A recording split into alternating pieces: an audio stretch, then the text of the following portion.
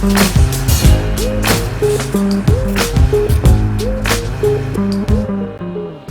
everybody and welcome to today's program. I'm John Shollenberger.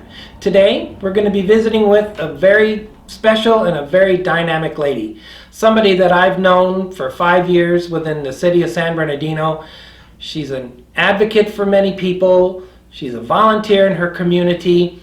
She's an educator. She's an inspiration to many people.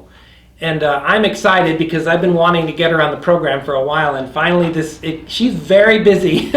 And so I'm grateful that she took time out to talk to us today and give you the opportunity, the citizens and the community of San Bernardino, an opportunity to get to know her a little bit more in depth and a little bit better. With that, today our guest, and I'm so happy, Dr. Treasure Ortiz. Dr. Ortiz, thank you so much for taking time out to come and say hello to the community and give them an opportunity to get to know you a little bit better. And because many people have heard of you within San Bernardino, but they don't know Treasure's journey as I do, because I've known you for 5 years. Right. And I'm richer because of it. You're an inspiration to me. I admire you in a lot of ways and for a lot of reasons, because of the work that you've done within the city of San Bernardino on behalf of us, the community and the citizens. So please, tell us, let's start with your career journey. In a lot of that is based in public service and has been. So I'd like you to give the community just a background of how it all started. Where did you, because you are a professor at Cal State San Bernardino, and you're educating the leaders of tomorrow. Yes. So I wanted you to tell the community about that piece and that portion of your life. Yeah, so my journey to be in the city of San Bernardino full-time and moving here came when I transferred to Cal State San Bernardino for my undergrad and my bachelor's degree. And in that program, I had the opportunity to take on some internships. And one of the internships was to go work for the Civil Service Department at the city of San Bernardino. And I was in a program for public administration, which is basically the people that run government. And I thought, wow, what an amazing opportunity to go to my university in the city that I live in and then work for the city itself.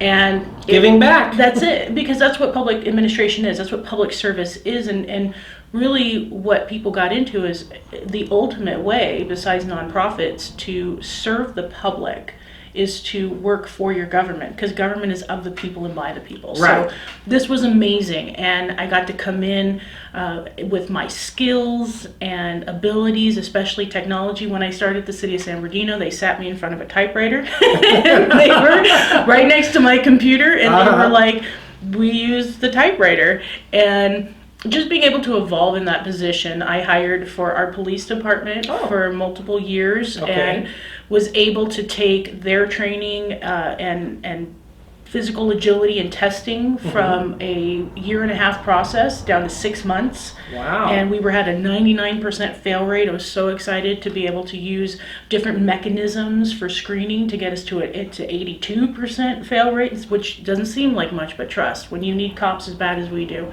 So I took that, graduated with my bachelor's degree, and was offered a position to come in as an apprentice. And then I decided to move on for my master's degree, and I ended up getting a full-time job with the city in civil service. And throughout that journey, I've been in the city manager's office. I went into HR and risk management, and just a myriad. Anything I could take on to learn how to be the best at being a public administrator is what I did with the city. And I spent 4 years there during the bankruptcy years. All the horror stories are true. It was a very rough and tumultuous time, but it was the dedication of the employees that got us through this, and the patience of the people in relation to being like, okay, we've hit rock bottom, we failed for 50 years straight, and now we've depleted all resources, but we're going to do this together and we're going to rebuild. And so being a part of that time was, I think, something that most people, other than 3 other cities, will ever get that opportunity to undertake. So now, I know when you're talking about the bankruptcy piece of the city, I moved here in 2008. But my journey with San Bernardino goes back a long way. I first came to San Bernardino in 1971. My father came out here for work. So I remember what San Bernardino was in those days. It actually, it was a thriving city. And even though I was a very small child, my mother did more shopping in this city in that 1 year that we were here. It was a memorable year. It had specialty shopping, I remember, that you just couldn't get anywhere else. And it was a thriving city, and we felt safe, actually. My mother and I did. We went everywhere, together. Fantastic shopping. But then as time went by, we transitioned to Riverside, which I grew up there, but we always came back to San Bernardino, my mom, my dad, and I, for that specialty shopping. But then I noticed that as time went by, slowly, it started to go down because of the things that had happened that left that they didn't replace, and I'm sure you're going to talk about that. So as that time came, I saw a wonderful city that was just continuing to go in a way that it shouldn't have gone. So at one point it did end up in bankruptcy, but I remember that's when everybody put their, like you said, they put their differences aside. Yes. They got down with their pencils on the desk and their paper, and they got busy, and they did what they could to try to get us. And you were in the background doing that work. That people don't know about that because they're so busy, and you can't blame them for that. They're raising their children, they're paying their bills, they're trying to keep things afloat. Right. But they don't understand that in order to keep the city itself going, there had to be people doing it in the background, and you were one of those people. Yes, and part of that was, civil service dealt with layoffs and doing the type of research to have to bump people, and we were eliminating positions, and people were jumping, right? They were either retiring or they were moving on to other cities, and fear, especially with retirements through PERS, of whether or not because we were trying to challenge having to pay for their retirements in bankruptcy court. And so there definitely was a lot. And I think now, look, we're a decade later, and people stopped having the parks being invested into. We stopped tree trimming. We stopped infrastructure improvements. We stopped everything other than public safety for the police department. We removed the fire department through the charter change. We had just the minimum number of employees for 10 years to just get us through a portion to be able to revamp and rebuild, and through different tax measures. And COVID, as horrible as COVID was a financial blessing in the ability to recoup a lot of $100 million worth of funds. So there's so many nuances to why San Bernardino is the way it is, where we can go from here. But the knowledge and the understanding of the intricacies is what I think is so important and lacking in a few people that have massive control, because understanding our past is the only way to make the right corrections and move into the future without remaking these mistakes, which as we'll talk about later, I think we're going to see some of that. So yeah, it's been a great time in this city. I love the city of San Bernardino, and I bought my home here. I work here. Yeah. And the truth is depending on where you live in our city, you're having a completely different experience. That's true. Yes. And there's a myriad of reasons for that. Oh yeah. When I first moved here, and when we moved here, I don't know about you, but I didn't know what a ward was. I found a house in a place that I thought was safe, and it was beautiful, and it was affordable to rent. And so I stayed there, in my home for 10 years, and I didn't know I was in Ward 3. I just knew I was in the city of San Bernardino. I lived next to Hospitality Lane. It was beautiful. I could walk, and I didn't have I had acreage, and I was like, wow, this is beautiful. And then I drove into the internal part of the city. It was like, where am I? Understood, because it's very, I hate to use this terminology, but it could be fragmented to a degree. Yeah. Oh, it's redlined like crazy. I mean, we gerrymandered the heck out of this city. And so, understanding that dynamic, understanding, why the west side looks the way it does, that you had freeways, where you could only get off, you couldn't get on, I mean, there's a lot to how San Bernardino has shaped and developed over time. And so I appreciate, I always tell this, is what I tell my students, academically, this is all fascinating and wonderful to learn. As a person, oh my goodness. Yeah, and like you said, your students are studying, tell the community what she has a PhD now. So I wanted you to talk about that. What is that degree in? So I have a doctorate in public policy and administration, and what that really means is that I have focused my education so that I can purposely create public policy and be able to guide government through a wealth of knowledge and understanding through theory and practice. That's really what that means. And I wrote a dissertation that was focused on using social media to connect with all 5 living generations that are online. And this was really important during the time of COVID. Because that became the only way to communicate with each other was through social media. And so that, as you know, anybody watches my Facebook or Instagram, I'm big on that because you have to meet people where they are. And I absolutely, truly believe that's government's purpose, is to meet people where they are. So, and you stay connected. Yeah. It's important to stay connected. Yes. And just saying like, oh, the seniors aren't online, that's not true. They are on platform specifics. The younger generations are, in their platforms. And so we need to be everywhere. And so what I do at Cal State is I teach public administration. I teach the theory and practice, research methods, how to collect data and use it for your community, labor relations. So we have negotiations with unions. I'm teaching procurement because RFPs and going out for a bid are so important. Yes. Just regular administrative law. So there's a lot of stuff, an entire program, and go Cal State San Bernardino Coyotes. Yes. It's a wonderful institution of higher learning.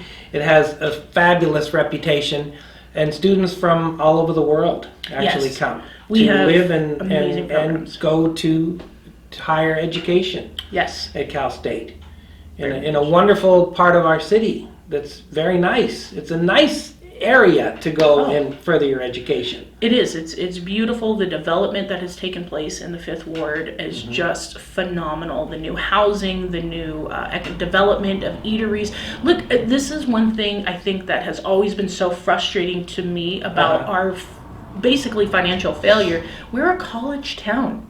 Yeah. And where do you ever go into a city that's a college town has no shopping, no commerce, no anything? Right. It's unheard of. And even when USC, going into downtown LA was just like, you didn't do it. USC when bought I was a kid, that's true. Yeah, they bought out the area, they redeveloped it, and that's what San Bernardino, I think, really needs to do. We have Valley College, we have Cal State San Bernardino. Why are we not thriving in higher learning, education in general, and boosting our own communities? Because if you look at our neighboring city, we have UCR there. There's Riverside City College, which looks like an Ivy League school now with the growth and the development over there. I'm like, I've said this because of my love for San Bernardino. I could have bought my house in Riverside if I wanted to. I was there for almost until I was 41 years old. I wanted to be here. It's always had a very special place in my heart. And in the 7th Ward where I live now, I knew I wanted to be here because I love the history of this neighborhood, the houses and everything, you can tell. But one of the things that I've come to know that I didn't really have anywhere else that I've ever lived. I've met some of the most wonderful people in this city, and that is the absolute truth, who have been here for generations of time, who could have picked up and moved, and easily, but they stayed. They stayed, their kids were raised here. Their kids got married and decided to do the same. And when I saw a lot of the things start to fall apart, it made me angry. I said, these people were the reason that this city, they were the glue that held this city together. They deserve far better than to have a downtown that is crumbling in infrastructure. It's a hot button topic with me because of my love for the people of this city. They mean a great deal to me and to Treasure. That's the reason I gravitated towards her so much is because she has a passion for you, the community, and what she knows that you deserve the best, as do I. And I saw this and I said, these people, my community members, deserve better than this. We're going to get into that discussion a little bit more in depth as we go into this time together today. But one of the things, I wanted to ask you in that, because I see how your students love you to pieces. I've seen this, and in fact, you told me that they were actually lobbying for you to have an additional class to teach. Yeah. Correct? Yeah. Correct me on that. No, yeah, I in teaching research methods, because I took my work as a working practitioner, you can go into two different fields, like research methods for like strict scientific, we're going to publish work, right, or hands-on, which is community surveys. And so I teach it more in the realistic sense, because that's what the master students are learning. And so the students were like, we want it with Dr. Ortiz, so which was so cool. I mean, it's awesome. I have a lot of returning students into my spring and semester that want to stay with me. So I am very, I never understood the notion like you'll never work a day when you're doing something you love.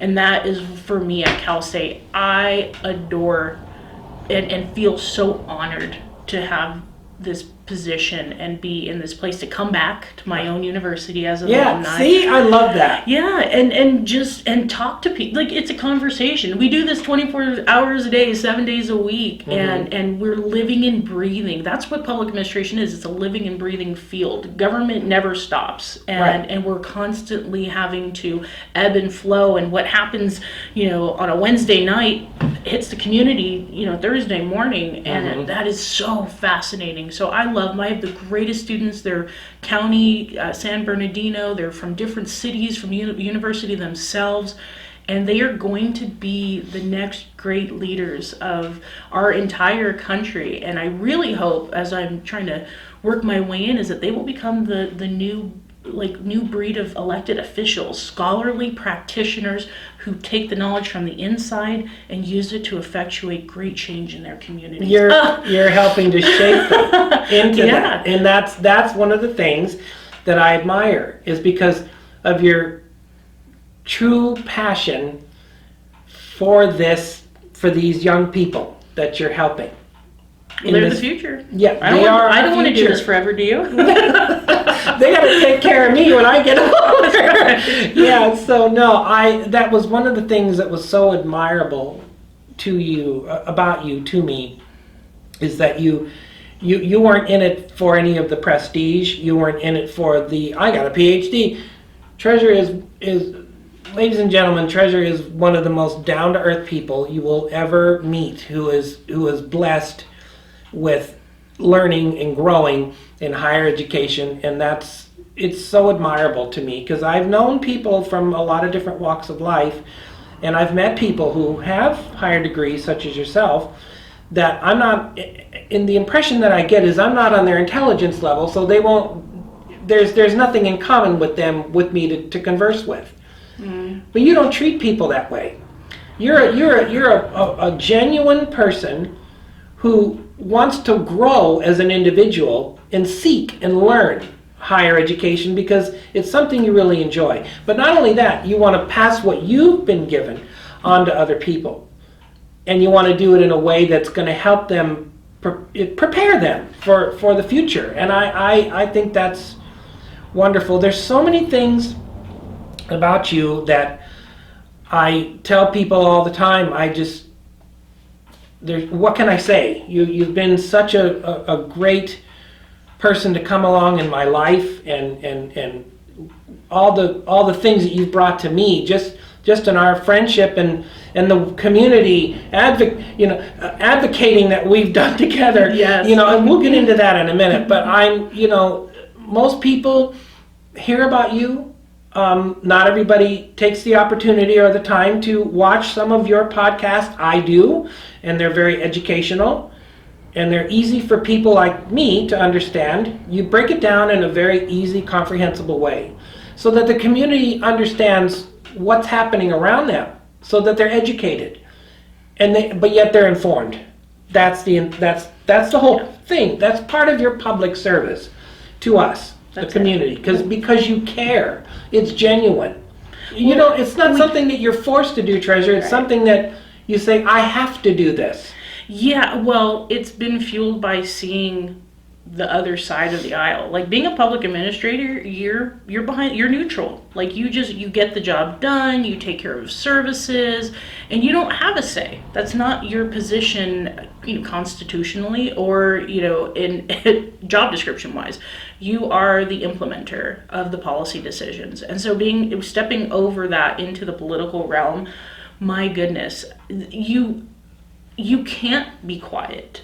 Because and I'm just going to speak for our city, we don't have people here who are trying to do the best thing for us. Mm-hmm. They are literally working against our interests and for their own. And I've seen it. It's scary, and that for me is why, even after I've run a couple of times, not being elected didn't mean we didn't win, because for 5 years, we've been able to engage the community in a way that they have never been engaged, educate them to an extent that they are more informed now than they've been, right, and now empowered to make the changes. And that's why I always put, when I'm posting, engagement, education, and empowerment, because that is what's going to shift, and it has to shift San Bernardino into a new direction, because our votership is awful.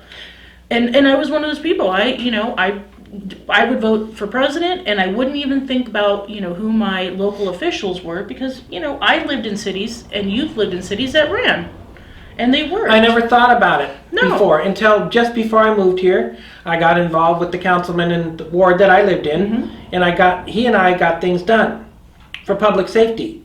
It was he and I that did that work. And I came here, and it was a very different dynamic. Yeah. One of the things that I did like about San Bernardino is I have had a wonderful relationship with the San Bernardino Police Department. Oh, yeah. They understand community policing, that model. And it was I wasn't used to that. I'm not going into any specifics, but it was, very refreshing to me, because I'm a law-abiding citizen, and I want to be able to make a difference in my community, which you and I both have. But the fact that they were willing to be hands-on with us, especially in my part of the 7th Ward where I live, it was wonderful. They want to work with us to get things done and to make the community a better place. And they want to build relationships too with the community, which I like. They want us to extend their hand, and it's something that was one of the things that was really nice. It was a nicety for me, to have that partnership. Yeah, and I think we have, San Bernardino's finest, but that relationship, again, is completely dependent on where you live. That doesn't exist everywhere. And that, I would think so. In the 3rd Ward, the only time I saw the cops was when someone broke in my house. And so that's the thing is everything that we have, and that's one of the bigger decisions on why I moved, because everybody said if you want to live a nice quality of life and you want to be safe, you move above the 210. And it used to be you live above Highland, and it's just moved up. And so everybody should share that. I know that's one thing that, Councilwoman Calvin had really been pushing since she was elected, is that there was no relationship between the community and policing in a uniformed, like, hands-on way. And bridging that gap has been amazing for them, and having the coffee with the cops and having all of this. And so there's so many blessings here, the people, but the thing about it that you talked about is how generational our city is and the people. Yeah. And what's interesting is that it's also the reason why San Bernardino has been able to shift in the way it has, is that the people that live here don't know any different. To a degree. They've watched it decline, and then people move into the city at 10, and they're like, wait a minute, like this isn't normal. This isn't we have shopping where I come from. We have parks. We have this. We have all of these things. And the people that are generational, like, yeah, it's just really gone downhill. It's just really been like that. Or they fought for a lot of years, and their fight has moved on, and they're like, yeah, it's just going to stay that way. It's like the frog in the water as it gets hotter doesn't jump out. So you think they've lost hope? I think some have lost hope. I think some are just fed up.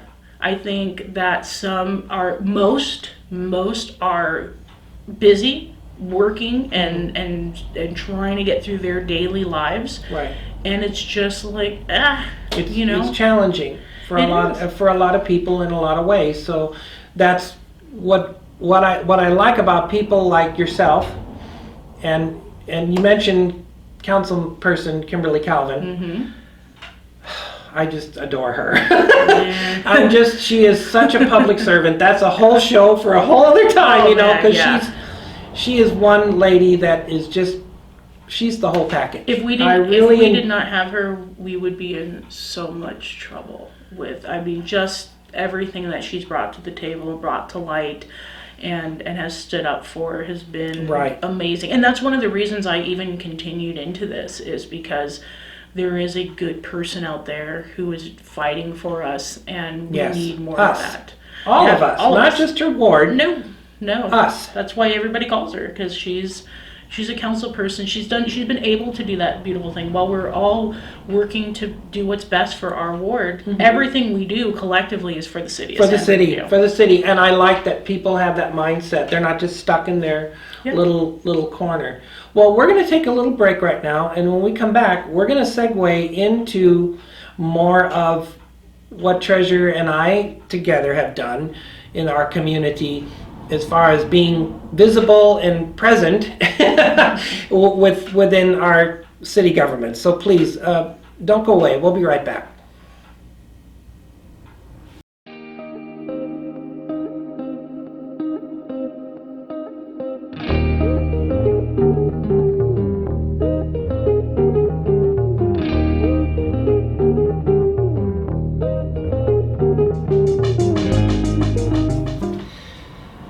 We're back, and so I wanted this opportunity now, Treasurer, to speak to, let's talk about, well, it's actually how we met. We've met in 2019 at the City Council meeting in San Bernardino, and we saw with our own eyes what direction things were going, and we could not stand by and just watch that any further.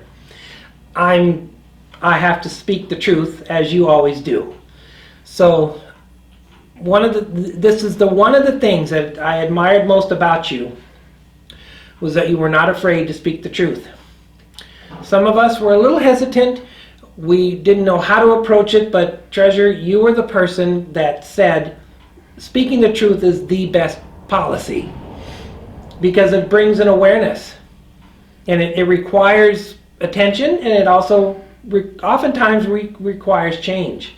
And that's one of the things that I want to talk to the community about, is you've been consistent and steadfast in addressing a lot of things that have taken place within our city, and have brought attention to things that otherwise would not have been brought to light, that were very important and affect the citizens of San Bernardino.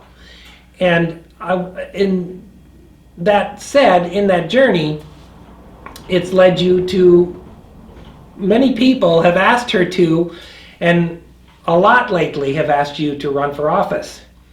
And so I want you to go ahead and have an opportunity to talk to the community about your candidacy for 7th Ward councilperson in the city of San Bernardino. And I'm excited about it. Thank you. Yeah, our journey, and that we're going to lead up to, here we are in the 7th Ward now. Our journey was met at a council meeting when I was running actually for the 3rd Ward. And our previous mayor, John Valdivia, had become the mayor, and his seat had opened up. And in that, I was living in the 3rd Ward at the time, and I saw this opportunity. I was like, wow, I was taking care of my dad in the final stages of his life, and we were talking one day, and this position was there and I said, hey, what do you think? I always wanted, when I was, I'm a child of, of the 80s, so Ronald Reagan was a big influence in watching this president, and I told him, I said, like, I could be an elected official, Dad. I could do something to help my community. And he just told me, he was like, life is not a dress rehearsal. You Right. get one chance to do this, and so do everything you want. Everything. Don't, one day, I was going to be where he is and in my final moments of life, and it was just like, go for it. So I was like, cool, I've worked for the city, and I know the bankruptcy issues, and I know what's plaguing us, and good people run for office. So I reached out and met John Valdivia himself, and he told me, I've already handpicked somebody for the 3rd Ward. I've talked 18 people out of running, and what commission do you want to sit on? Because you don't need to run. And I was like, whoa. That's not what democracy sounds like. That was exactly, I said, that is actually the opposite of democracy, and how could you just hand pick somebody? Right. And he was like, I had Juan Figueroa out there since November, and we've already got this planned. And I was just like, wow. And so, not having any clue what I was doing, I just was like, I refuse to not let people have a choice. Right. And then I really just started doing my homework. This is where I met some of the most wonderful people in the community who were like, hey, you're going to speak on some things and do some stuff. And that's, watching John come in as a mayor, like a bull in a china shop, was unreal. I mean, we're talking trying to expand his staff. This is where you and I came in. They got rid of our communication firm who was giving the community, updates and redesigning branding. And he was like, no, we're going to terminate that contract and give me $6 million worth of staff. He had funded his own candidates, Theodore Sanchez, Juan Figueroa, Sandra Ibarra, Basine Richard. He had a block of 4, and his seat was vacant. It is common knowledge in the community. That is the consensus. Oh, and by the way, that was his voting block. That hasn't changed, because John was just at a meeting with Theodore Sanchez, Juan Figueroa, Basine Richard, and Fred Charette on Wednesday. So I mean, like, this, none of this has ended, but all just watching our politicians like band together for the sake of their own. It was unreal. I was really, and it sounds naive, but I was really shocked to the fact that you would get into politics and not care about people. I'm like, my first question would be, what is your objective? What is your agenda? Is it to further his, or is it you're sent there to do the work of the people in your wards? But that is your responsibility. Why? Okay, talk about that. Well, but that's the thing, is it wasn't. And we have to always look at who's funding our candidates. Yes, you've educated me on that topic too. Yeah, John was sent by a specific handful of special interests to become the mayor. And it centered around being able to allow people to develop wherever and however and whatever they want, because our city doesn't have a general plan. And that's a whole other discussion, but that's really what it is without a specific layout of what your city will look like, you can change codes, you can change zoning, you can change anything. And that's why you can have a warehouse pop up in your backyard. That's why you can have a truck stop, 2 doors down from an elementary school. You can, why cannabis, they keep shifting and moving and all of stuff. So a lot of these things, and I just couldn't believe that nobody was out here calling it out. And it was hitting our community. I mean, a $6 million additional investment per year for a mayor's office, so he can bring in a bunch of political cronies when we're still not fully out of bankruptcy, was not cool. So seeing you at the council meeting calling these out with the communication firms, and a lot of what you and I do is not popular. It's a wealth of good for the community, but We live in a city where all people tell you to do is just be positive. Just talk about the positive stuff. Oh, look, we had vendors come out and cook tacos, and you can take a picture with Santa, and oh, look, someone cleaned up some trash. But ultimately, the entire structure The workings. of the inner workings, the things that keep the city are so horrible. Like, it's like I said, the frogs in the pot, right? The water's getting hotter, they're not jumping, and then someone sprinkles a little garlic salt, and someone sprinkles, and you can, like, we sprinkled you a little cleanup, we sprinkled you a little pothole filler, we sprinkled you, a little community gathering, and you're like, wow, isn't this amazing? And you're just part of the recipe for the whole entirety of what they're doing. So that, being in the third ward, I didn't know the entire gravity of the situation. I just knew there was something wrong. And so taking that journey, we were able to establish a platform.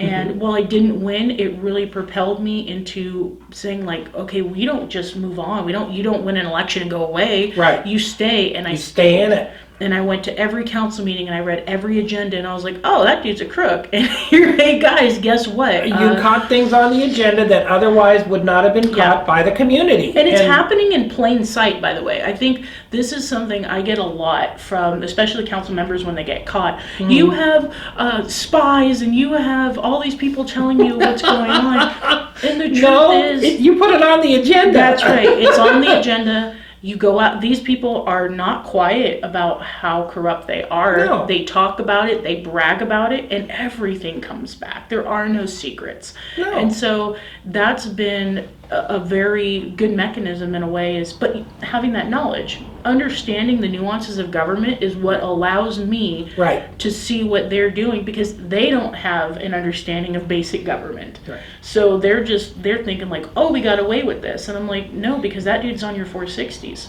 Right. And we your see 460s who's putting are money public. into these campaigns, and that was one of the things that I truly appreciated in my journey of knowing you. You told us, even when you were running for mayor, which we'll talk about in a minute, okay, John, it's important for you to look at these 460s and see exactly who's putting money into these campaigns, and I encourage you to look at mine too. Yeah. You said, if I'm going to tell people to do this, I have to be the most transparent. That's right.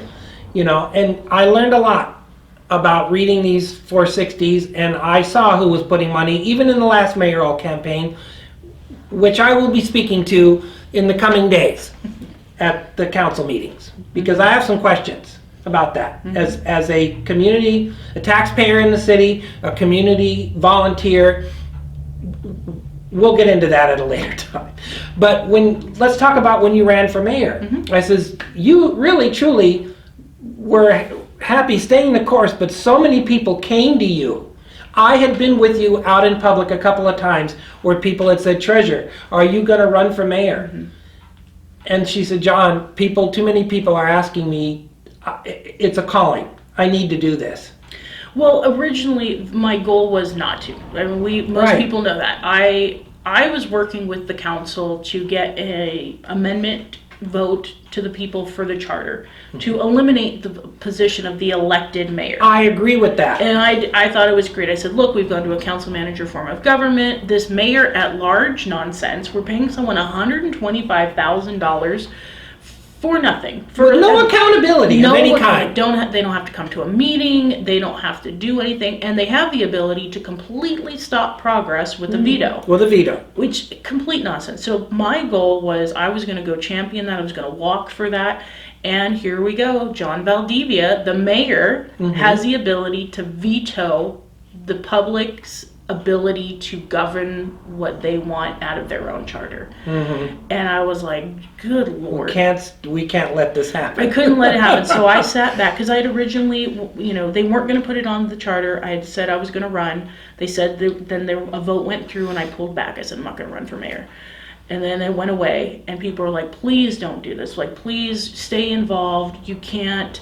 Right. And so what I knew was there wasn't going to be another candidate who would sit and challenge Valdivia at any forum. They were going to do the fluff and fold. Look at the sleeping giant. Look at this amazing city. We're ready for progress, and we just need 5,000 cops, and everything will be okay. And it's like, no, it doesn't work like that. It doesn't. But that's all people are trained to hear. When John was going to go tell you the same thing. Sure. But if I didn't get to the door and tell you, hey, by the way, that guy's sexually harassed 3 young women. And we're being sued. And we're being sued and has 5 lawsuits against him and used your money for a private party for his political... Nobody was going to know. So I was like, all right, I'm gonna be at the table. And I put myself at the table. Now, being mayor would have been fabulous. But the real goal for myself in that run was that John Valdivia was not going to be our mayor. It was imperative. And he was not reelected. And as everybody, in the city came up and other elected officials have hugged it out with me and said, thank you so much. We appreciate what you did. Because if we had not, and if I had not called everything that John Valdivia was doing out for 4 years, he would be the mayor today. He would have sailed to victory. He had, $300,000 in his arsenal. He had $500,000 by the time the mayor... And look, this is how I look. My $15,000 to his $500,000, and we were only, I think, 400 votes apart. 400 votes apart. That's it. But see, it's. I want to go back to what you said, Treasurer. If you had not done that work and had the courage to be steadfast, none of that would have came to light. We would have went down the same path with the same status quo, business as usual. But I'm so glad that you had that calling and that passion, because, like I said, I was trying to be diplomatic with those people when I went down there. Maybe you shouldn't fire Andrea Miller, because that's the biggest thorn in my side with that council.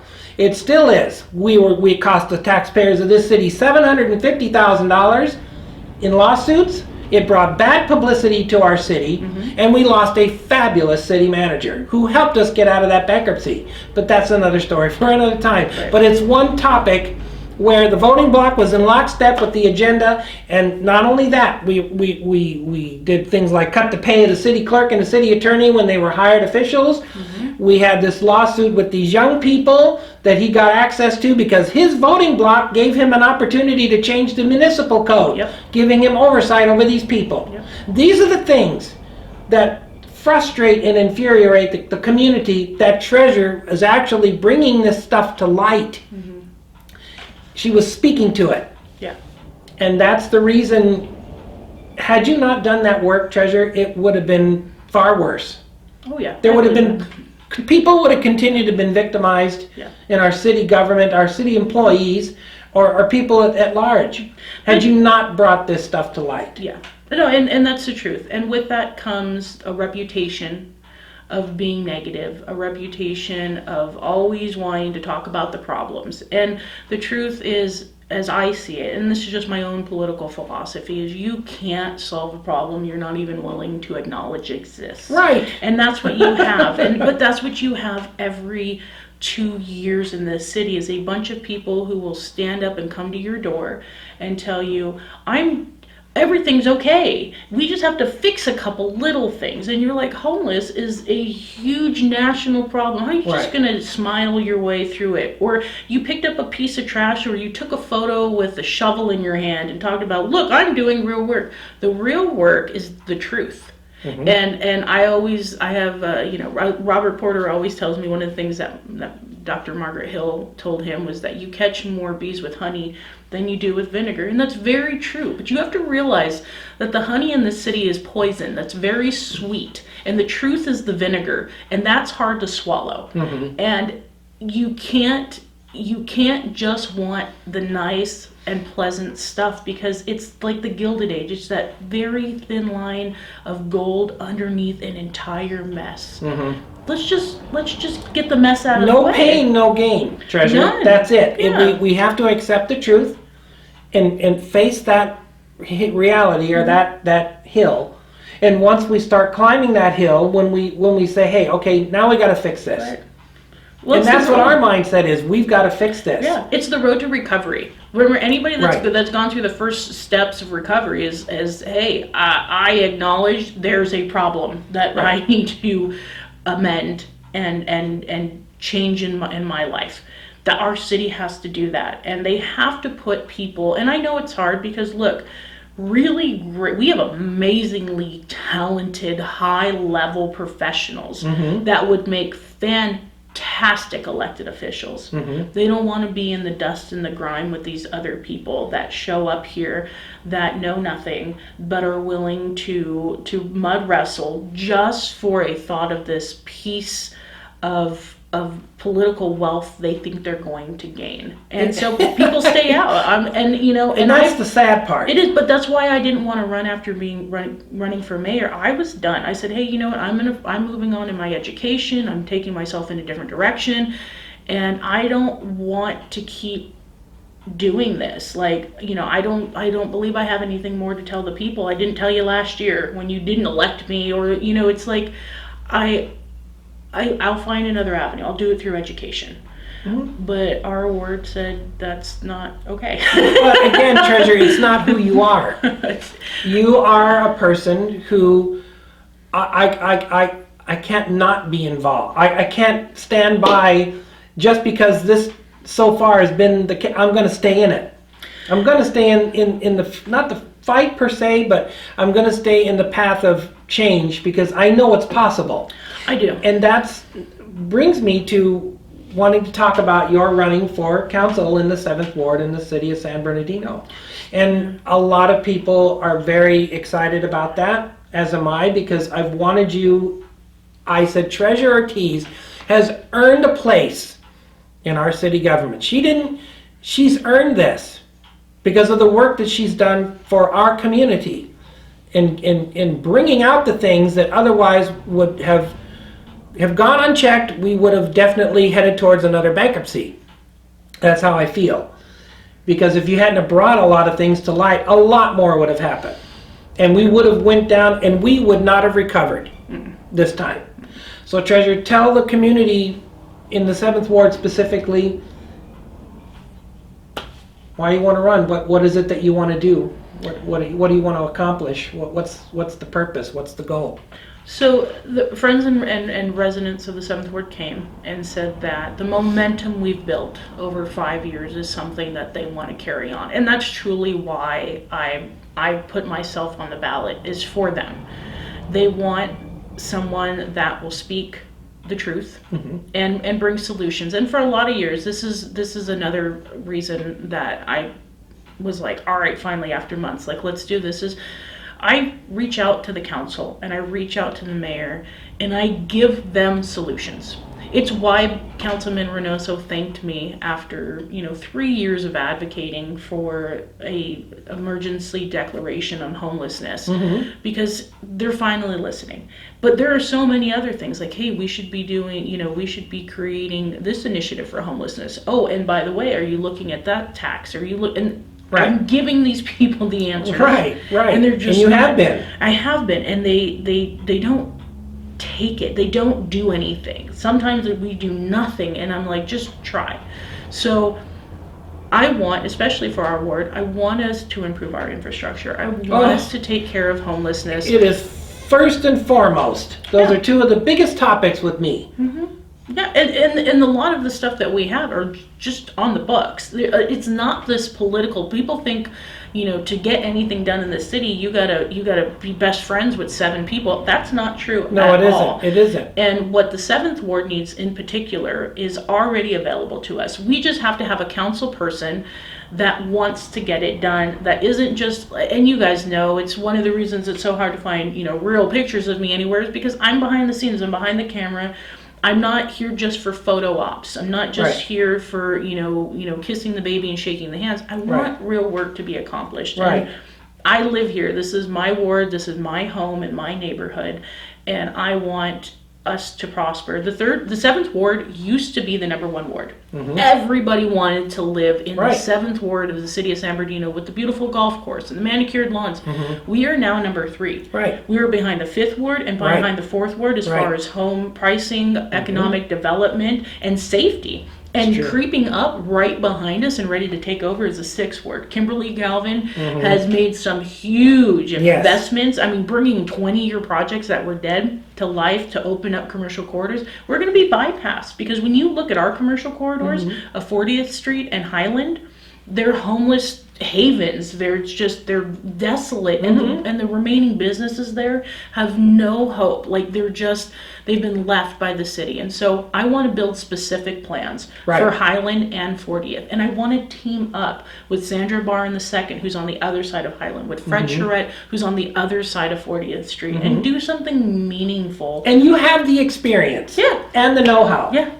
It's all there. The whole package is there. And we have a beautiful team inside the city who are the subject matter experts at what we do. You just have to have people who want it. I want people in San Bernardino to understand. We could have everything that every other city has. We just do not have the elected officials who want to do it. It's not a matter of resources. We have more money than we had prior to the bankruptcy. We have federal funding available to us. We have cultivated really good employees in different departments. We just don't have the political will to be like, here, let's actually put a plan together. Think about it, $21 million in funding has come through our doors in homelessness outreach and all this. And you know what we've done? What? Nothing.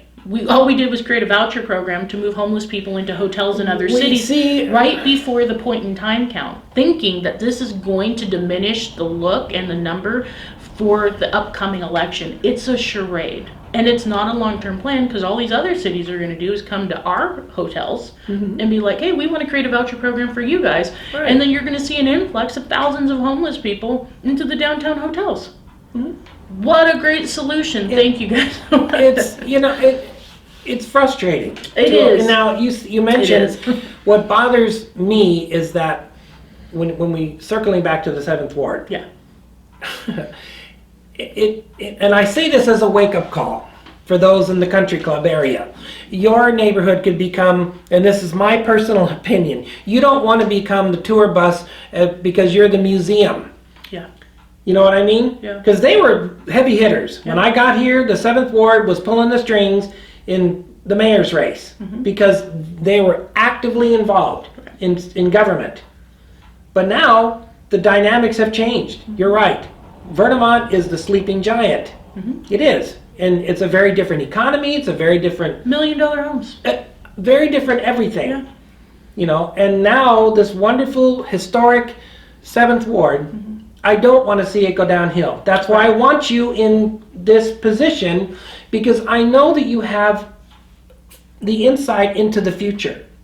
You know what steps to take to keep the 7th Ward from going downhill. Right. Let's just put it out there. And there's a lot of heavy hitters and a lot of power brokers in this community in the 7th Ward. They know that. I think so. They know it, and they just don't want to speak to it, but they know it. Well, it's because they know you. Right. They know you because you've had many conversations. I do. With people. I think what makes me a good candidate for the 7th, as I've been told, is I'll talk to anybody. And we've had a lot of political factioning that I had no idea about, because I didn't live here my whole life, and I'm not in high school, and so I don't play like, I'm not talking to that person. It's right. You cannot want to represent just those people. Right. You have to want to represent everybody. And that is something when I sit down, and this is one of the reasons I've gotten the type of support that I do, is because, I can go have dinner with the Penmans. I can have dinner with Pat Morris or Scott Beard or Dave, all these people that people have these ideas and these fights that have nothing to do with anything now in 2024. But can we come together? Can I get some insight on what do you need and what do you need and what can we do? They live here. That's it. And at the end of the day, that's what matters. But we don't. Right. We have not historically had that. It's always you got to be on one aisle or the other. And as you know, I'm neutral. I don't do that. I'm team treasure. That's it. And I want to be that elected official that anybody can call and anybody can come over. And I want our community to look nice, because look, the 7th Ward portion of over by the golf course, they're having murders, They've had, shootings. They have the homeless are moving in. So no one is removed from this. No one. All of the problems that we believe would only stay in the downtown have manifested itself up, and Wildwood Park is one of the biggest hit areas. Our council person, Damon Alexander, shuffles the homeless from Wildwood to Paris Hill, and behind Bodega. That's not a solution. You can't clean up one park and then move them to another and then push them back to the clean park. And you said that about other wards as well. Yeah. I mean, minus the 6, because something is being done over there. There's a focus. But other wards will do the same thing. Right. They'll just shift them around. Right, because it's not in my backyard is the policy. That's it. As long as I don't see it, here, Right. it doesn't exist.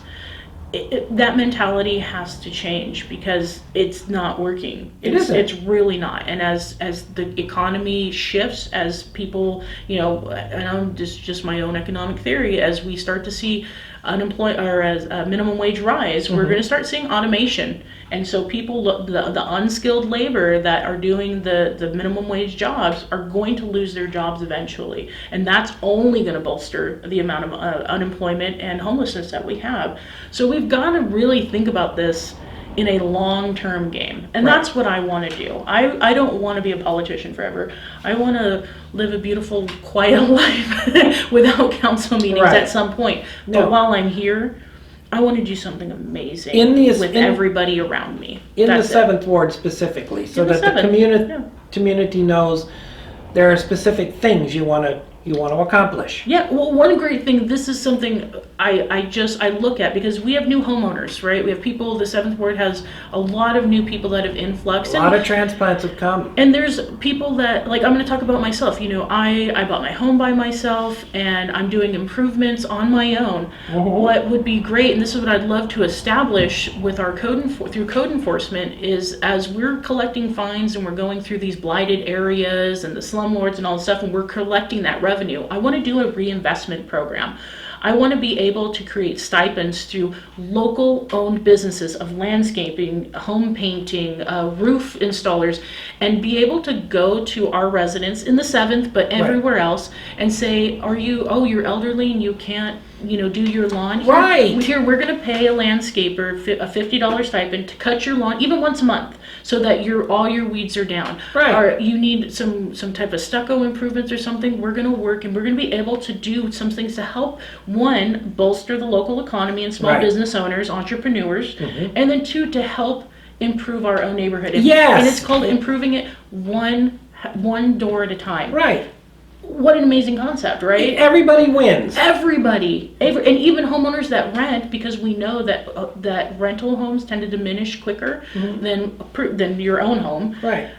We can do so many things. We just have to want to reinvest into ourselves. Right. But a lot of people don't know that those things are possible. No. And that's the reason I wanted you to speak to that. And of course, you have a focus on the homeless issue. Yes. And I like to say, me personally, there's a difference between homeless people and transient traffic. That's my thing, because there's some people that are homeless because they're a paycheck away from it. That's right. They want to get back up on their feet, and they want to take whatever is an opportunity that's there to them. Right. They just say, hey, we lost everything, and now we're out on the street because we can't pay our house payment or our rent. Right.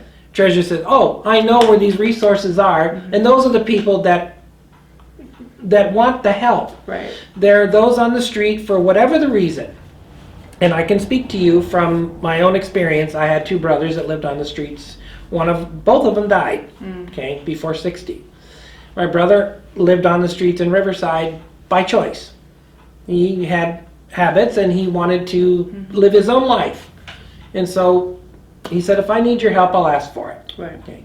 So when I say that, and I'm speaking as my own personal self, there are people, because my other brother that passed away said, John, those people that are at the freeway off-ramps? He goes, I was one of those people. He goes, I made a fortune. He goes, and I'm not kidding you, that's what he told me. He says, and I believed him. He says, it's just so that I could get my things that I needed, Yeah. And he was open and honest about it. And then, of course, he went through the Salvation Army program, and they got him back up on his feet again. But there's a lot of people that want to stay in their lifestyle and, their habits, etc. But those habits have a lot of health and safety issues attached to them. Right. That's my issue, is that, yes, they're people. They are people, and they're valuable people. But the way that things are, the lifestyle and the camp that they're putting there has serious health and safety risks. Right. That's the issue.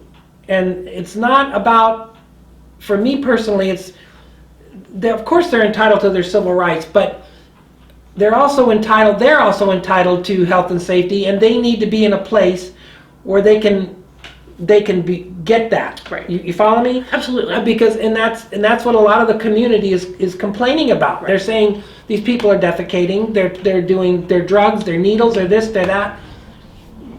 I'm asking you these questions because I want you to tell the community what your position is on a lot of this.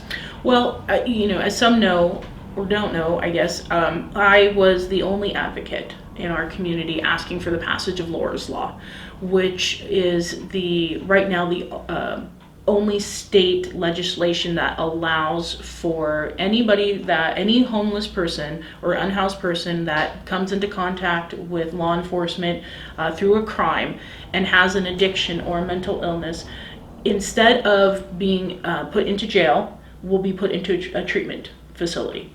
And anybody that has to get help, exactly, because we talk about those who are drug addicted on the streets. Well, drug addiction, and what we've learned, addiction in itself is a mental illness. Mm-hmm. Not everybody who drinks is an alcoholic, but alcoholism is a biological illness into the brain that wants this chemical. Same thing with drugs, and people who have come, thank God, on the other side of addiction through drugs have said, that wasn't me. I'm a whole different person. That wasn't who I was. But in that moment, that's all I could do.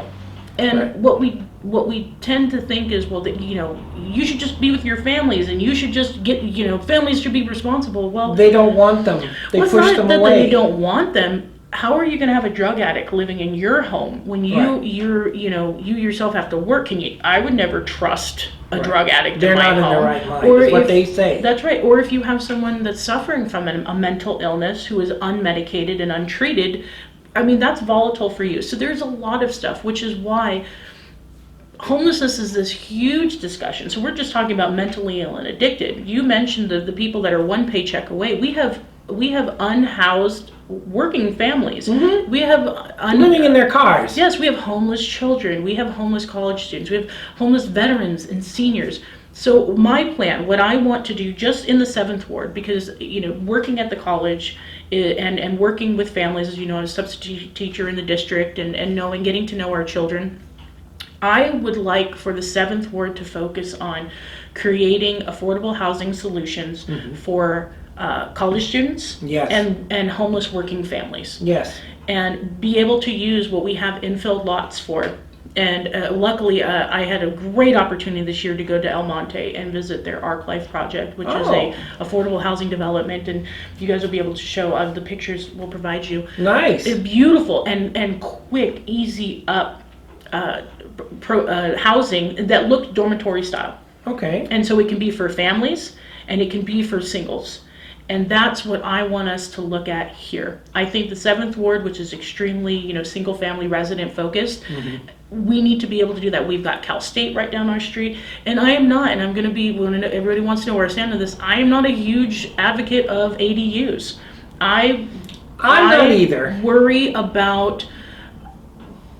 I worry about not homeowners building ADUs. I worry about what we saw in 2008 and 2009, where you had a lot of investors come in and buy these properties and then turn them into rentals. Well, if you can think about how big our lots are, I can have 3 ADUs in my backyard. I could put up to 15 people on my property. It was the unaccountability of these people that was really the detriment. Yeah.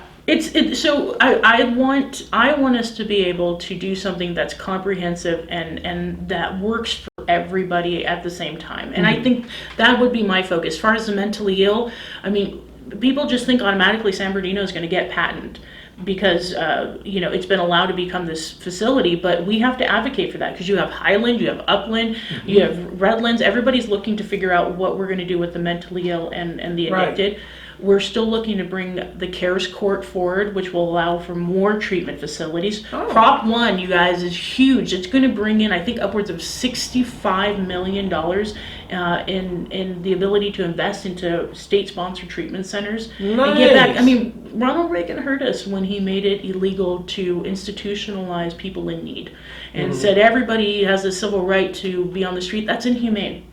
It's one of my biggest issues when we talk about the ACLU and the stuff that we were fighting with this in the city is that allowing women and children to be on the streets, to possibly be raped or molested or hurt or type of crime, or someone that's mentally ill or addicted, that is not humane to allow them to wander down the street naked because of this idea of this they have a right to. So I don't want to get too into the weeds on that, which I did, but so much can be done. We just have to do it. We just have to say, this is what we're going to do. And the biggest fear, I remember hearing this conversation, if you build a shelter, people are going to be in it. Well, hello. That's the point. No one is. People aren't just going to send their homeless here. Once we have a plan and once we have beds in place, we can pass the no camping. We can push the people on the corners, say, hey, you want to be here? You want to have a place to sleep? Great. If you don't, you can't be here. And they will move to the cities without shelters because they're not allowed to enforce any laws. So there is a lot that we can do. Now, I want to talk about roads. Okay. Okay.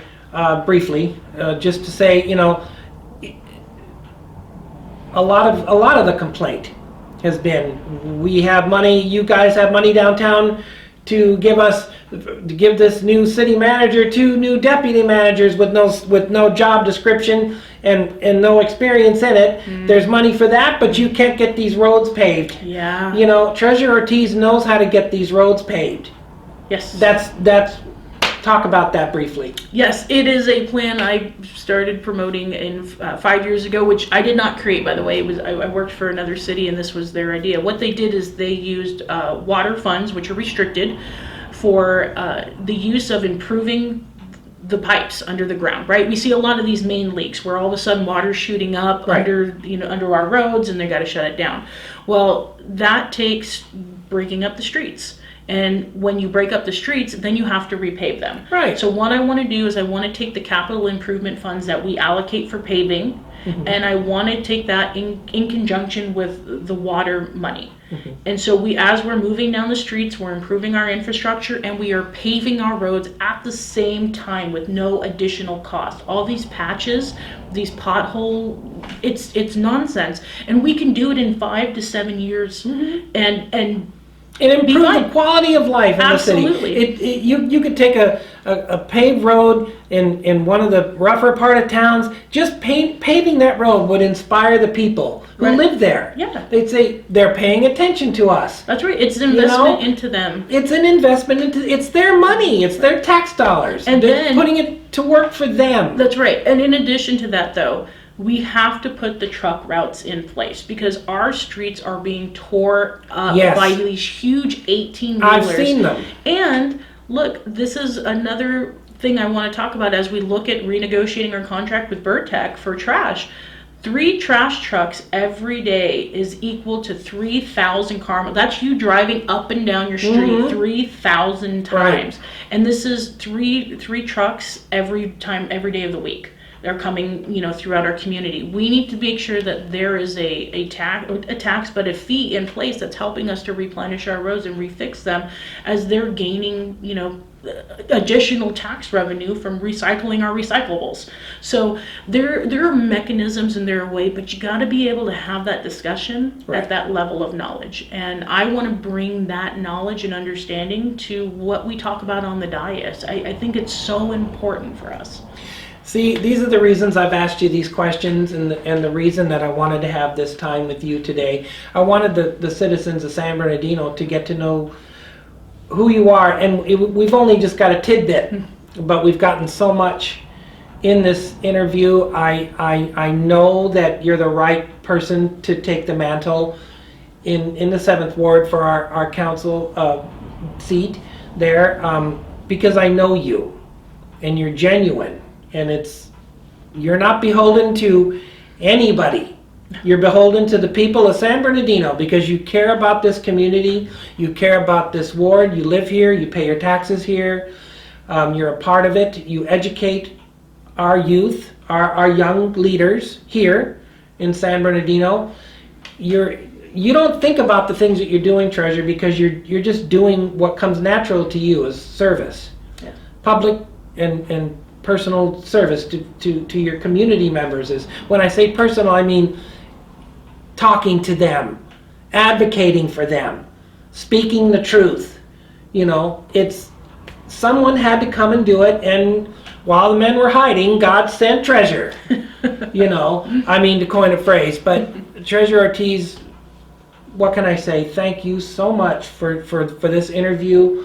I encourage the community out there to really attend these forums that are coming up so you can see for yourself firsthand what's going on, what's being discussed, and the questions that are being asked. And Treasurer's looking forward to them. She loves meeting with the community. She loves talking to people and telling them what's possible. And because she knows that they're the boss, the community. She understands that. She will be working for us. And that's the one thing that people don't understand, is they have that power. And Treasurer's been telling us, we have the power. We are the bosses. So with that, Treasurer, I could talk to you all afternoon because you're just genuine, and San Bernardino is definitely very fortunate to have you. You're a very unique individual.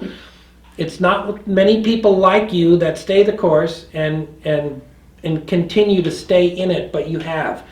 And we're grateful to have you. I am. Thank you. And I appreciate this, and I appreciate your time. And look, I just love having the hard conversations, because that is really where people come together and they bring the solutions. And so, right, collaboration. I want everybody in San Bernardino, and especially in the 7th Ward, to know that, speaking the truth is not always popular, but it is absolutely fundamental to it's change. Necessary. And it's cool. And if anybody doesn't want to, hang out with you because you want to talk about real problems and look at real pathways, well, that's when you call me, and that's when we sit up and we talk. And we have. and we go into the night on these things, because change only comes by being uncomfortable from the status quo.